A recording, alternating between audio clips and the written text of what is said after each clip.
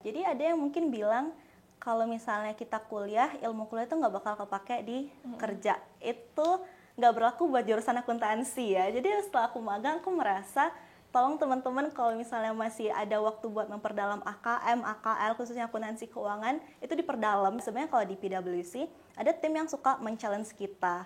Jadi kayak misalnya ditanya ilmu audit atau ilmu akuntansi sih lebih spesifiknya ya. Jadi teman-teman, kenapa tadi juga perlu mempelajari akuntansi lebih serius? Karena nanti bakal di-challenge. Kalau misalnya kalian berkarir, coba kalian tuh pikirkan juga, kapan sih kalian harus stop di karir tersebut? Sampai kapan kalian mau bekerja di bidang itu?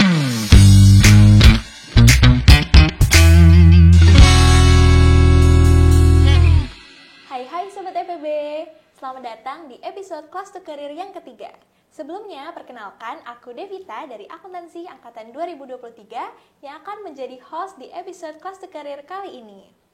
Nah, kalau kita lihat dari episode sebelumnya nih, episode magang untuk jurusan ilmu ekonomi udah, jurusan manajemen juga udah, tinggal akuntansi nih yang belum. Akhirnya, kita kedatangan mahasiswi akuntansi angkatan 2021 yang baru aja menyelesaikan magangnya di salah satu KAP Big Four. Halo Kak Clara. Halo Devita. Boleh nih Kak kenalin dirinya ke teman-teman Sobat FEB? Oke, halo Sobat FEB, kenalin aku Clara Alvarina Lorencia, bisa dipanggil Clara, aku mahasiswi akuntansi angkatan 2021 dan di sini aku punya pengalaman magang bergabung di PwC Indonesia atau misalnya kita kenal sebagai KAP Rintis Jumadi Rianto dan rekan di divisi Capital Market and Accounting Advisory Service. Wah, kira-kira kesibukannya sekarang apa nih Kak? Oke, kan aku baru kelar sidang juga di awal April kemarin, jadi mau coba enjoy life dulu sih. Jadi coba istirahat dulu sambil cari-cari kerja, kayak gitu. Istirahat sebelum memulai kehidupan yang sebenarnya. Betul, ya? karena ketika udah kerja kan katanya susah berlibur ya. Jadi mumpung bisa Apalagi libur. di Big Four ya Kak? Oh ya, boleh ya, benar sih, oke. Oke, sebelum mulai aku mau tanya dulu nih Kak. Awal bisa magang di PwC itu dari mana sih? Dan apakah kakak ini udah emang ngincer Big Four yang khusus di PwC-nya atau ada kepikiran di bidang lain? Oke, thank you. Mungkin sebelumnya aku mau kasih background juga ya awalannya. Awalnya tuh kan aku tahu ada PwC ini di semester 7, jadi info untuk ada lowongan magang itu di semester 7. Dan kebetulan, puji syukurnya, aku di-approach sama HR-nya di LinkedIn langsung. Jadi bukan aku yang mencari infonya, tapi kebetulan aku yang di-approach gitu di LinkedIn. Di masa lagi KKN gitu, jadi aku kayak awal-awal Agustus di tempat KKN terus di-approach gitu, dikasih tahu. Jadi di divisiku Capital Market and Accounting Advisory Service itu lagi mau buka magang dan itu proses rekrutmennya itu di sekitar akhir Agustus nanti. Terus dia bilang kalau kamu berkenan boleh banget nih di drop emailnya dan akhirnya mulai dari situ ya udah kenapa enggak, karena sebenarnya di semester 7 itu kan lagi zaman MSIB ya. Dan aku cuman planningnya di MSIB itu karena di awal-awal tuh mikir kayaknya Big Four keberatan deh kalau di semester 7, kayaknya masih impossible bisa join gitu. Kayaknya better di semester 8. Makanya waktu di semester 7 aku sebenarnya nggak planning buat bisa daftar di KP. Jadi pengennya sih di perusahaan lain yang jalurnya MSIB kayak gitu. Wah, keren banget nih Kak Clara. Dari situ aku penasaran nih, berarti kan kakak udah ada pilihan-pilihan lain mungkin yang datang sepanjang perjalanan kakak itu. Konsiderasi kakak, kenapa kakak bisa milih PwC nih untuk akhirnya bisa magang di situ?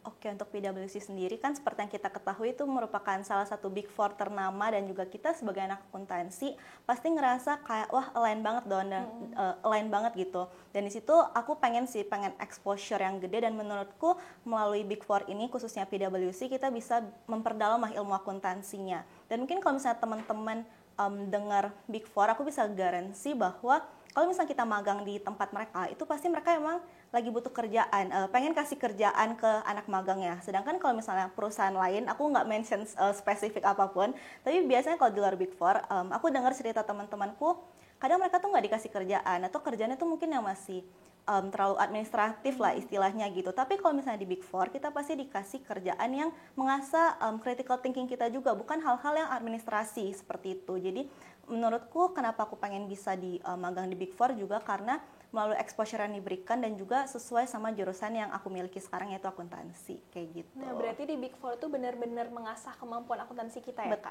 Betul banget. Oke, boleh nggak sih Kak ceritain gimana proses seleksi magang dan kalau boleh sharing-sharing sedikit nih ke Sobat FEB yang lain, tips dari setiap tahapan tersebut. Oke, nah sebenarnya kalau di setiap Big Four itu kan punya proses seleksinya masing-masing. Tapi kalau untuk di PwC itu kita cuma ada 2 tahapan. Yang pertama itu adalah screening CV-nya dulu, dan yang kedua itu interview. Dan biasanya interview itu tergantung divisi ya. Ada yang misalnya cuma 1 kali interview, yaitu langsung user interview. Ada juga yang harus 2 kali interview, yaitu HR interview baru ke user. Tapi untuk divisiku sendiri kita cuma 1 kali interview.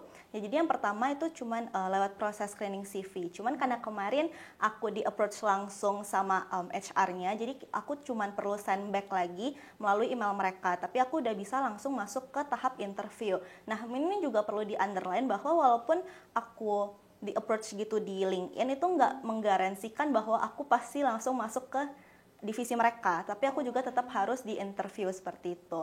Jadi tergantung sama hasil interview nanti. Jadi kalau misalnya untuk CV, karena aku kemarin nggak terlalu put my effort banyak di sana. Jadi mungkin saranku adalah kalau untuk CV ya seperti yang kita ketahui adalah ATS friendly ya. Jadi emang put poin-poin penting aja, dan kalau bisa maksimal tuh 2 lembar, nggak usah yang terlalu dan kalau yang ditaruh tuh harusnya better yang relate sama divisi yang kita pengen masukin seperti itu. Nah, kalau untuk interview sendiri, kebetulan aku juga puji syukurnya dapat bahasa Indonesia sih. Jadi kalau di PwC sendiri itu bisa aja kemungkinan kamu bahasa Inggris atau bahasa Indonesia. Dan yang biasanya di highlight itu ketika aku interview kemarin itu adalah terkait organisasi sama pengalaman yang aku taruh di CV. Nah, jadi lagi-lagi kalau misalnya di CV itu benar-benar diliatin banget sih apa sih yang poin penting yang bisa kamu jual lah untuk di diri kamu sendiri seperti itu. Makanya aku sangat menyarankan apa yang kamu taruh itu harus align sama divisi kamu yang lagi pengen kamu daftarin. Nah, di situ juga mungkin ini tips dari aku buat teman-teman, mumpung masih semester-semester awal, dan kalau misalnya kalian sudah punya kepikiran pengen berkarir di bidang apa, cobalah cari organisasi yang align sama jurusan atau misalnya impian karir kalian dah. Karena kemarin kan aku salah satunya pernah join di 180 DC UGM, interviewerku tuh sangat kepo atau pengen tahu lah apa sih sebenarnya 180 DC UGM itu. Jadi kayak mereka coba bertanya-tanya gitu, terus job desk kamu itu apa, nah itu juga harus bisa kamu jelasin. Jadi coba put emang hal-hal penting gitu di CV itu, dan kamu harus bisa menjelaskan pekerjaan kamu seperti itu. Dan kalau misalnya lagi musim liburan semester pendek gitu kan kita misalnya nggak ada kegiatan, bisa juga coba cari magang, karena di situ aku pun melihat teman-teman peersku yang sesama anak magang itu kenapa mereka bisa masuk ke divisiku juga karena kalau bukan karena pengalaman organisasi pasti juga karena pengalaman magang. Jadi organisasi itu juga penting, dan juga kalau misalkan bisa ada kesempatan magang di tempat lain itu juga penting seperti itu. Nah, gitu tuh sahabat FEB yang masih bingung nih pentingan mana experience di magang ataupun di organisasi, dua-duanya sama penting ya, Dua-duanya Kak, penting, karena benar-benar dilihatin. Apalagi kalau misalkan ada kesempatan bisa ngambil jabatan sebagai pemimpin, menurutku tuh juga penting. Karena kebetulan peersku yang sama anak magang tuh juga jadi ketua organisasi di himanya, dan itu juga menurutku bisa jadi salah satu poin plus sih untuk menjual diri bahwa kamu punya leadership loh untuk bisa ketika bekerja sama-sama tim tuh kalian bisa seperti itu. Terima kasih ya Kak sharingnya. Kita lanjut lagi nih. Ngomong-ngomongin soal divisi kakak tadi, boleh nggak sih Kak diceritain tentang divisi kakak dan project apa aja yang udah kakak kerjain selama di divisi tersebut? Oke, jadi di divisiku kan Capital Market and Accounting Advisory Service. Ini bisa dibilang mungkin divisi yang nggak terlalu anak mahasiswa akuntansi tahu sih. Karena pasti kalau orang ngomongin Big Four, taunya apa? Audit, ya kan? Pasti taunya audit. Nah, di sini kerjaanku tuh bukan di audit, tetapi kalau misalnya di PwC, kita masih masuk ke namanya assurance. Jadi divisi gede itu namanya assurance, tapi ada yang core assurance, ada yang broad assurance. Nah, kalau audit itu masuknya ke core assurance tadi, sedangkan punya aku itu masuknya ke broad assurance. Nah, kerjaannya sesuai namanya advisory. Jadi kita fokus sebenarnya mirip-mirip anak consulting gitu, advisor. Cuman kita fokusnya di accountingnya aja, dari sisi accounting. Nah, di divisiku itu dibagi 7 pilar. Dan di punyaku kebetulan aku di-assign-nya ke pilar complex accounting. Jadi complex accounting itu basically kita memberikan solusi untuk permasalahan-permasalahan yang berkaitan sama PSAK atau pernyataan standar akuntansi keuangan. Jadi kalau misalnya ada problem yang bisa kita solve dari segi PSAK, itu larinya ke pilarku. Tapi nggak semua PSAK ya. Kalau PSAK terkait asuransi, itu larinya ke IFRS 17. Karena kan tadi kita ada 7 pilar, salah satunya itu ada IFRS 17. Dan untuk gambaran juga, kalau misalnya di Capital Market and Accounting Advisory Service ini, atau kita sebut CMAS, itu kita nggak bisa milih nih pengen masuk ke magangnya tuh ke 7 pilar itu salah satunya yang mana. Jadi kita emang di-assign seperti itu. Dan mungkin flashback juga terkait interview tadi. Ini tips ya teman-teman, ketika interview pasti bakal ditanya terkait technical question gitu. Jadi kemarin aku ditanya terkait PSAK. Teman-teman boleh nih kalau misalnya pengen join ke CMAS nanti itu persiapin ilmu PSAK-nya. Dan kemarin aku ditanyain kayak, boleh dong sharing PSAK yang kamu PSAK yang kamu pahami itu apa gitu, boleh di-sharingkan. Jadi untuk divisiku itu sangat menekankan lah terkait PSAK ini. Dan untuk projectnya, karena aku 6 bulan, jadi aku so far kemarin udah megang 5 project. Tapi 5 project itu bukan berarti kamu langsung sekaligus dikasih 5 ya. Kamu pas masuk itu pasti kamu dikasihnya emang planningnya satu klien aja. Kamu fokus ke satu klien dan pada saat itu klienku datanya lagi hold lah, jadi belum ada data yang bisa masuk. Jadi aku proaktif ke seniorku, aku bilang, ada nggak sih klien yang bisa aku bantu? Terus ya udah aku akhirnya di-assign ke klien yang lain. Tapi karena klien yang harusnya aku bantu, datanya udah ada, jadi aku barengan dong pegang 2 gitu kan. Terus akhirnya sepanjang waktu itu selama 6 bulan total ada 5. Tapi bukan berarti langsung kayak dar-dar-dor gitu ya. Ada fase ketika satu klien itu kerjanya lebih sedikit, ada satu yang emang kamu kerjanya perlu lebih banyak untuk workload-nya. Tetapi tipsnya juga mungkin selama magang ini jadi nilai plus, kita harus proaktif sih. Ada temanku yang mungkin megang kliennya tuh nggak sebanyak itu, karena ini sebenarnya lebih dari sisi aku yang pengen minta juga. Dan ini bisa jadi nilai plus, karena di PwC sendiri itu ada 4 rating teman-teman. Jadi kalau setelah selesai magang, kita bakal di-assess. Rating 1 itu nanti direct hire, rating 2 itu nanti kalian tinggal interview aja, rating 3 itu nanti kalian harus tes dari 0, dan rating 4 itu kalian kena blacklist. Tapi biasanya sih banyak kan dapatnya kalau 2, 3 gitu. Kalau rating 4 tuh jarang banget ya dapat, kayak at least kamu baik-baik aja dan emang gak ada permasalahan apa-apa, pasti nggak akan sampai dapat rating 4 kayak gitu. Nah, jadi dengan kamu proaktif itu juga bisa membantu supaya rating kamu bagus gitu dan kelihatan kamu pengen belajar. Dan menurutku karena kita baik lagi ya magang di Big Four, kan nggak semua orang punya kesempatan magang di Big Four. Ketika kalian punya kesempatan di Big Four terus pengen coba memperdalam ilmu akuntansi, menurutku kita harus proaktif. Karena di divisiku kan PSAK. Jujur aku merasa aku nggak seterpapar itu sama PSAK selama masa kuliah. Dan makanya ketika di divisi ini aku jadinya lebih bisa baca PSAK gitu, lebih di-sharingkan juga sama seniorku. Ini loh pahamin isi PSAK tuh kayak gini. Dan menurutku itu berguna banget juga sih untuk bisa memahami isi PSAK sebagai anak akuntansi kayak gitu. Wah, dari penjelasan Kak Clara ini bener-bener banyak banget yang bisa kita petik ya Kak. Tapi yang perlu kita bahas kali ini kayaknya lebih ke rating-rating tadi sih Kak. Dan gimana itu bisa mempengaruhi suasana kerja Kakak. Jadi karena kita ngebahas rating tadi tuh pasti adalah challenge yang Kakak hadapi ya selama magang tersebut, dan kira-kira apakah itu mempengaruhi suasana kerja di situ menjadi kompetitif Kak atau gimana? Boleh Kak di-sharing? Oke, untuk kompetitif, untuk jujurnya teman-temanku semuanya pada suportif sih. Jadi walaupun kita ada rating, ya kita tetap do our best aja dan nggak mencoba sikut-sikutan sama orang lain seperti itu. Dan terkait suasana dan mungkin apa yang men-challenge diriku selama magang, ya baik lagi karena pada saat itu kan aku semester 7 dan aku ngambil SKS skripsi juga, jadi sebagai mahasiswa masih ada tanggungan skripsi ya. Dan di situ kan aku baru kelar magangnya tuh di April, dan di situ aku punya goals, tapi ini goals pribadi ya, maksudnya tidak harus disamaratakan. Aku punya goals kalau bisa aku selesai skripsiku sebelum magang atau setelah magang, tapi nggak jauh-jauh banget. Nah makanya itu jadi challenge juga, gimana sih tetap pengen optimal di kerjaan tetapi skripsiku tetap jalan, karena baik lagi kan skripsinya full bimbingannya online gitu, nggak offline. Jadi pengen bisa tetap ngolah data tetapi magangku bukan yang aku tinggalin gitu. Dan kemarin juga selama proses mau menuju skripsi kan kita harus kompre ya anak akuntansi, terus harus tes TOEFL, dan itu aku jalanin selama aku magang. Jadi kayak kadang sering-sering izin juga sama senior kan agak nggak enak.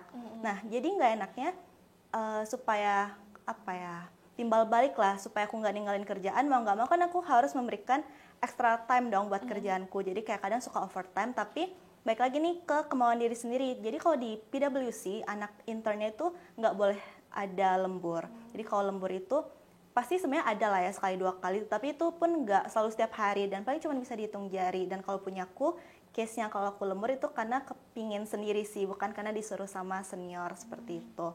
Jadi menurutku yang menjadi challenge-nya itu lebih ke menyeimbangkannya aja sih, terkait kerjaan sama untuk skripsi seperti itu. Karena kebetulan kakak lagi barengin sama skripsi ya kemarin ya. Betul.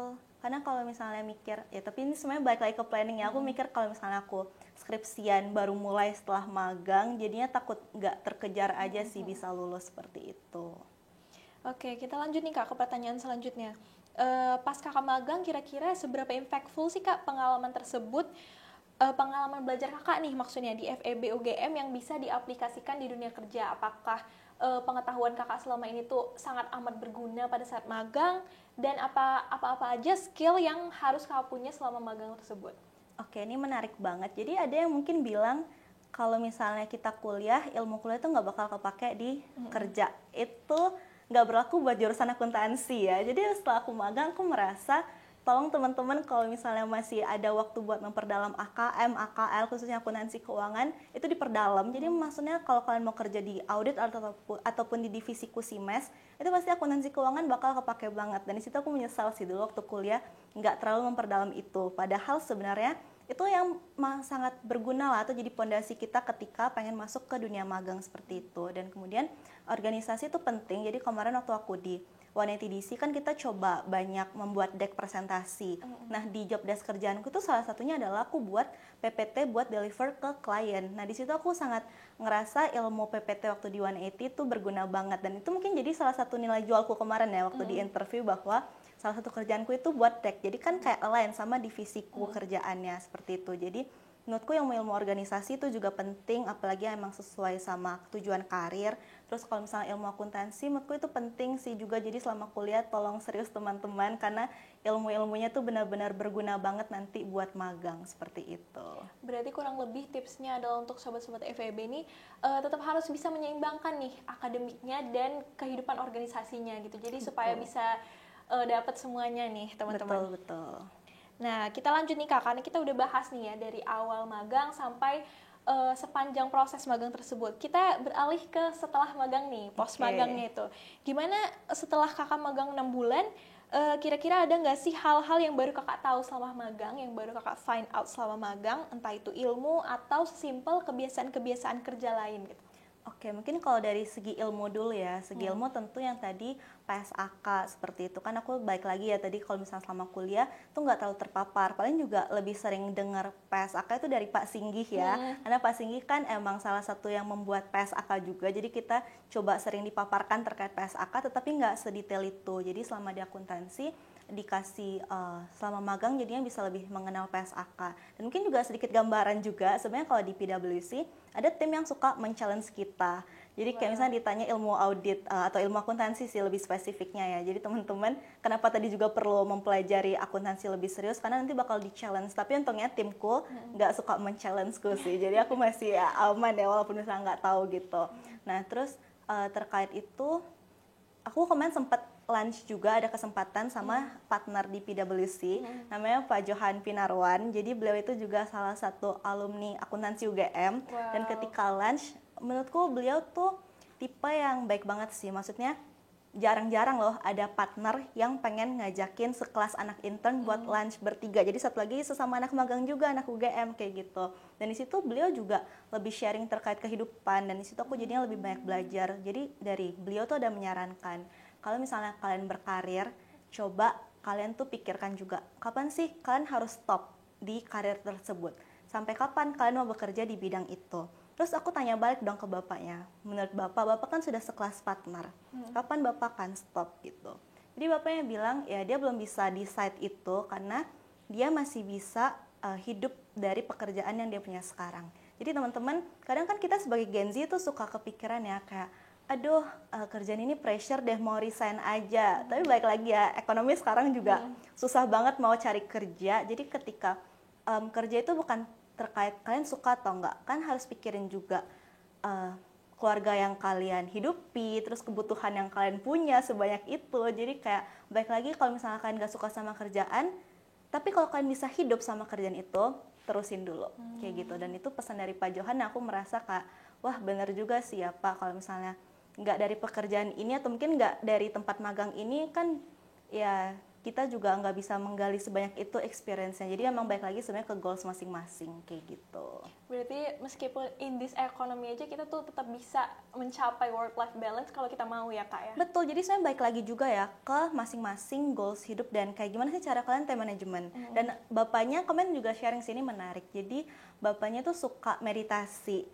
Bapaknya suka meditasi dan emang suka praktik mindfulness seperti itu. Dan bapaknya bilang kalau dia semakin banyak kerjaan, meditasinya durasinya semakin lama. Jadi kayak bisa 1 jam seperti itu. Dan padahal kan meditasi tuh nggak mudah ya. Aku sendiri pun kalau meditasi 10 menit, 5 menit aja pun kayak kadang pikirannya udah kemana-mana. Tapi bapaknya tuh suka menerapkan meditasi dan menurutku itu juga jadi ilmu yang penting sih. Aku kayak kadang ngerasa banyak yang stereotip juga baik lagi ya di Big Four, kayak orang bilang nggak work life balance atau apa, tapi sebenarnya nggak selalu nggak work life balance. Emang ada masa ketika kita peak season, tapi kan nggak selalu peak season ya, ada juga low season lah istilahnya seperti itu. Jadi pinter-pinter aja sih gimana cara kalian memanage waktu kalian seperti itu. Jadi stereotip Big Four nggak work life balance nggak selalu sih jawabannya kayak gitu. Nah itu tuh jawabannya yang Sobat FEB cari-cari. Jangan takut nih untuk lanjut ke KAP Big Four. Betul. Oke, karena Kak Clara udah sharing nih dari awal sampai dinamika selama magangnya tadi, boleh nih Kak di-sharing lagi nih kepada Sobat FEB saran atau mungkin tips and trick yang mau Kakak bagikan supaya kita nih bisa nyusul Kakak nih.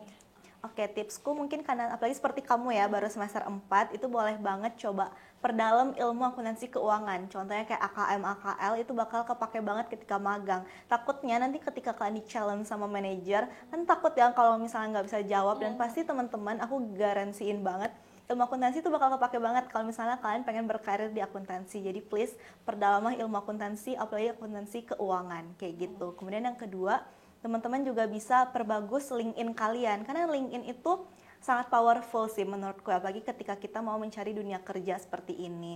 Dan ketika kalian submit CV kan pasti kalian ada cantumin link LinkedIn kalian kayak gitu. Nah nanti ketika profile checking ngeliat background kalian bisa banget sih di LinkedIn tuh kalian cantumin aktivitas kalian selama berkuliah tuh apa aja, kayak organisasinya apa aja, kemudian aktivitas yang kalian lakuin tuh apa aja. Dan kemudian yang ketiga, teman-teman harus proaktif juga. Jadi proaktif di sini kalian boleh banget open untuk DM atau misalnya konek-konekan dulu deh yang pertama sama HR di PwC, karena di sini PwC punya HR tuh juga aktif banget di LinkedIn dan mereka sangat open sih kalau misalnya kalian pengen DM duluan. Jadi boleh banget coba kalian approach duluan, ada nggak sih job magang nih Kak di PwC, pengen dong di spill kayak gitu. Dan ini juga misalnya kalian teman-teman lihat di LinkedIn, PwC tuh HR-nya aktif banget ngepost info-info magang. Jadi teman-teman nggak akan rugi kalau misalnya connect sama mereka.